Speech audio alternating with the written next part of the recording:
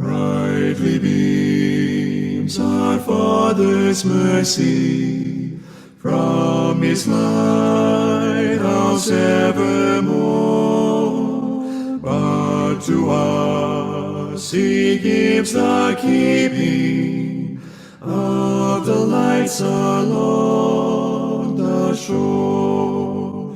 Let the lower lights be burning, send a gleam across the way. Some poor fainting, struggling seaman, you may rescue, you may save.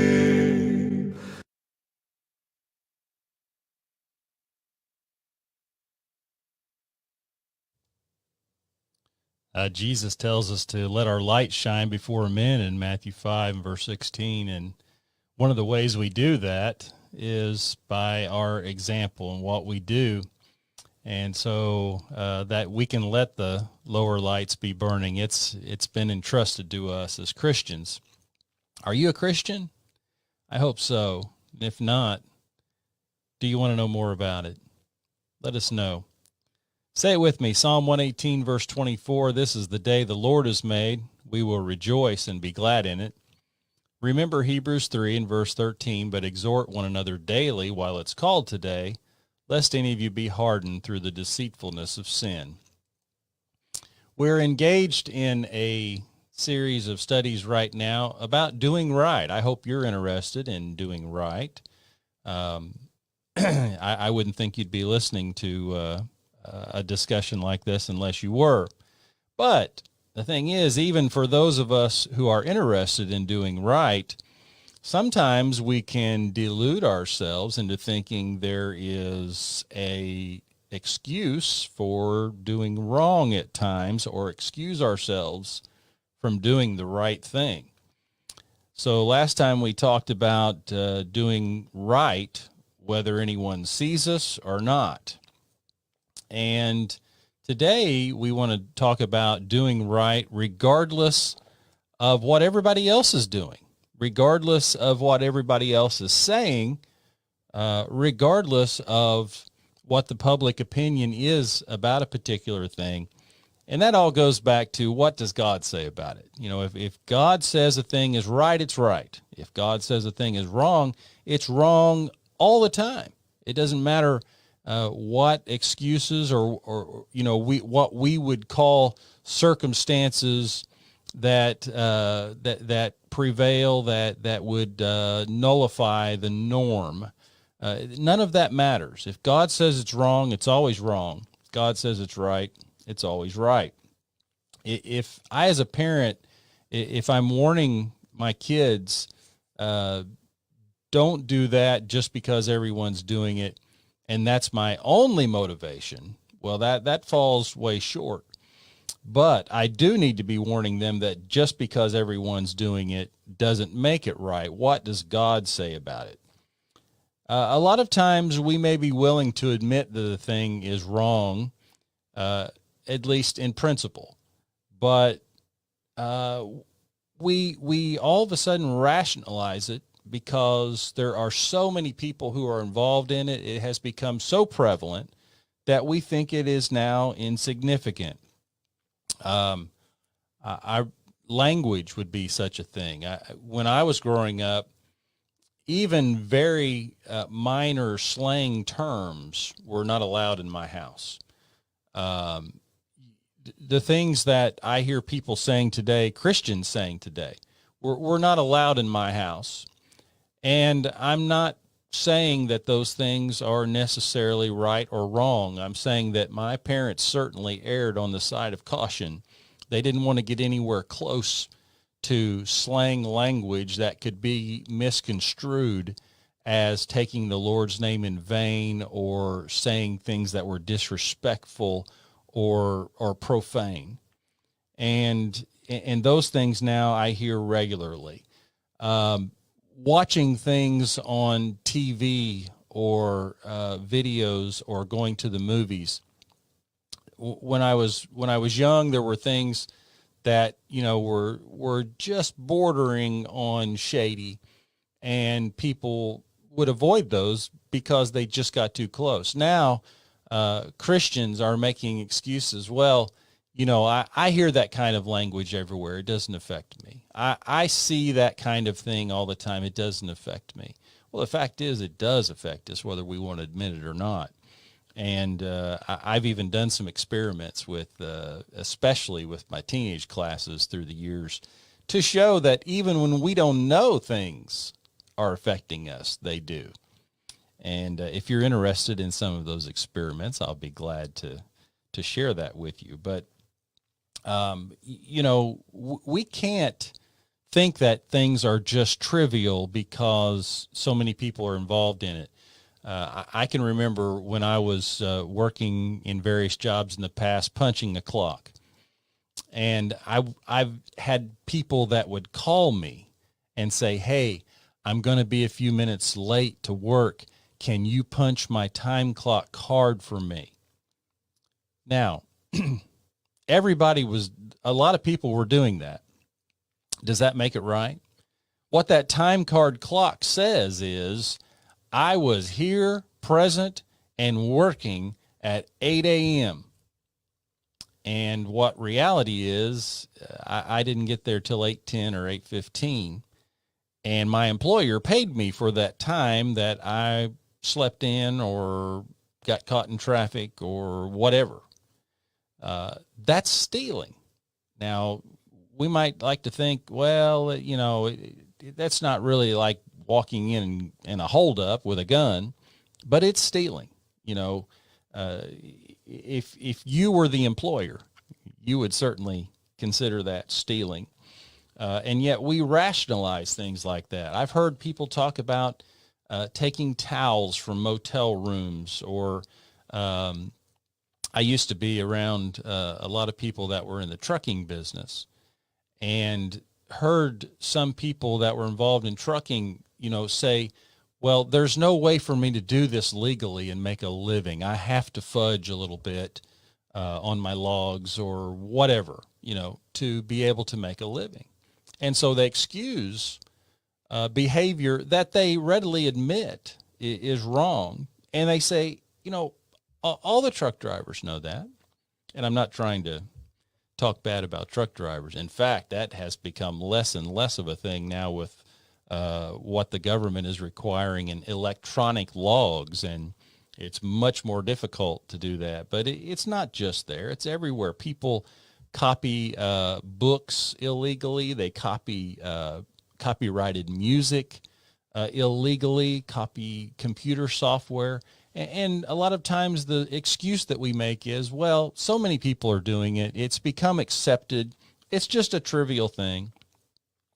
I want to remind you of a few Bible principles that should help us to guard our hearts in doing right, because it's the right thing to do, regardless of how many other people are involved in trying to gild the lily, trying to do the wrong thing. So let's think about how doing the right thing is always right, regardless of how many people are doing it a different way. Go with me over to Luke chapter 16 and verse 10, where Jesus says, "He who is faithful in what is least is faithful also in much. And he who is unjust in what is least is unjust also in much."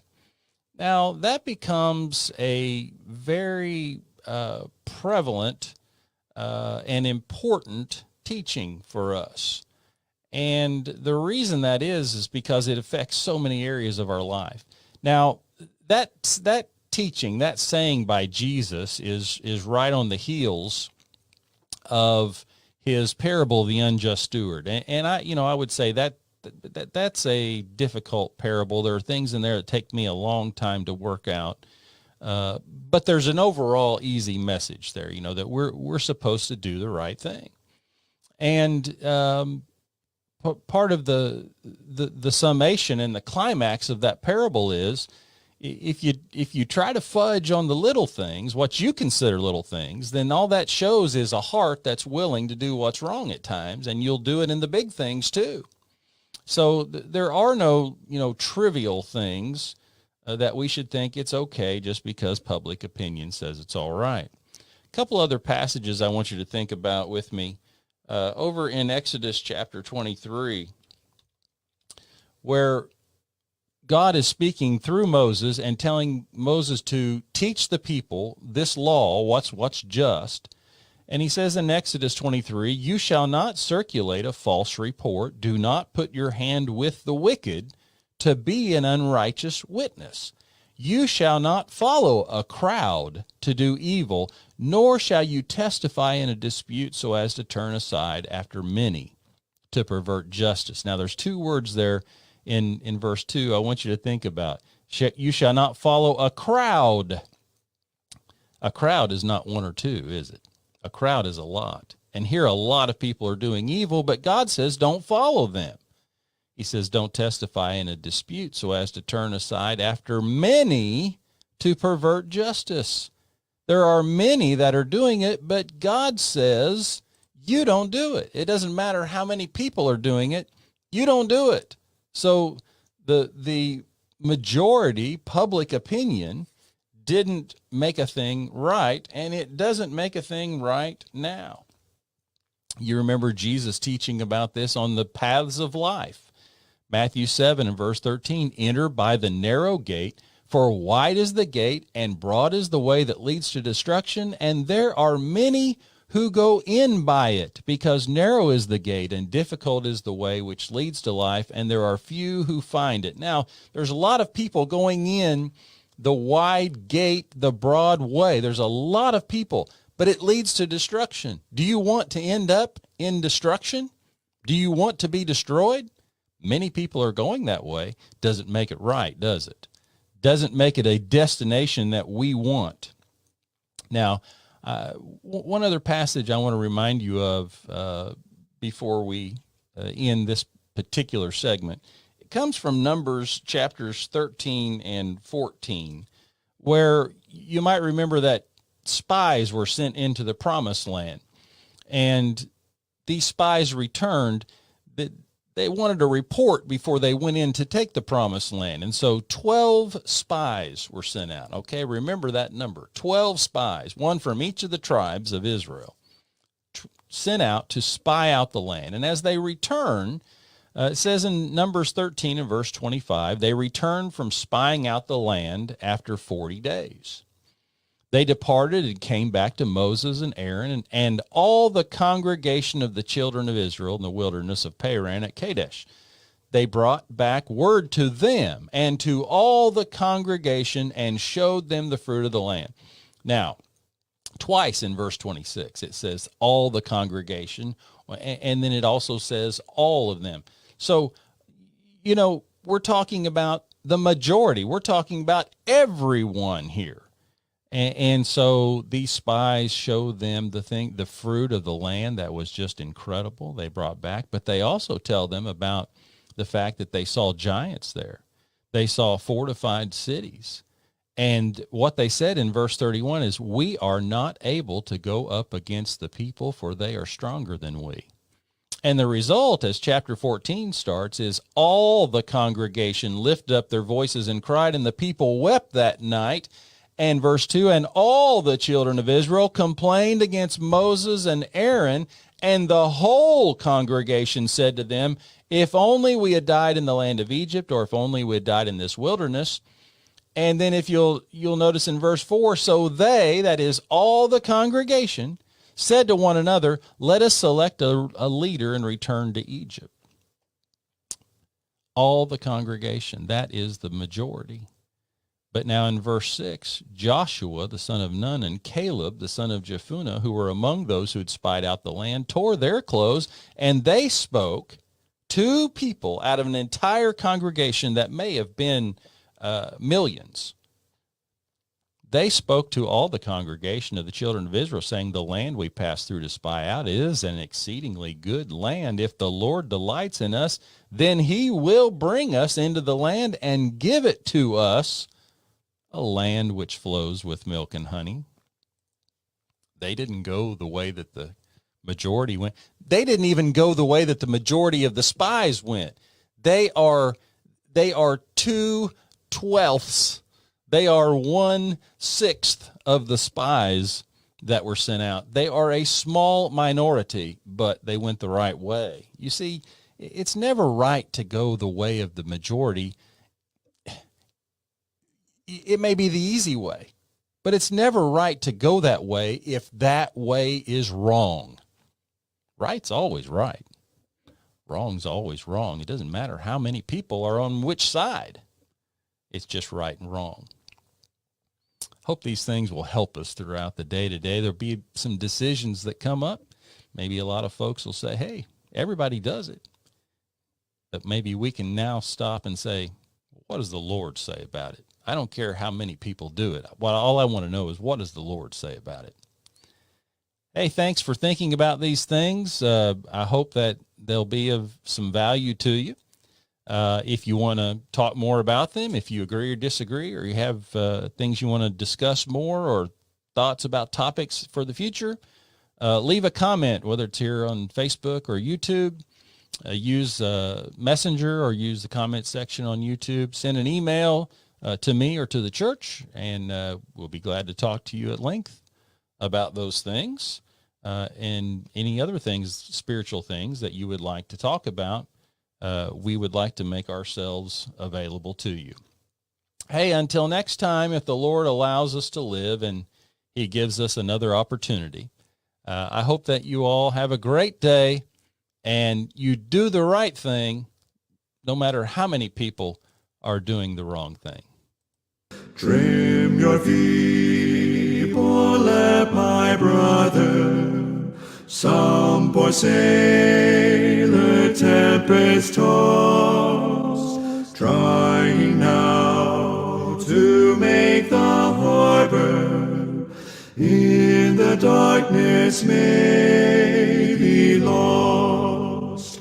Let the lower lights be burning, send a gleam across the way. Some poor fainting, struggling seaman, you may rescue, you may save.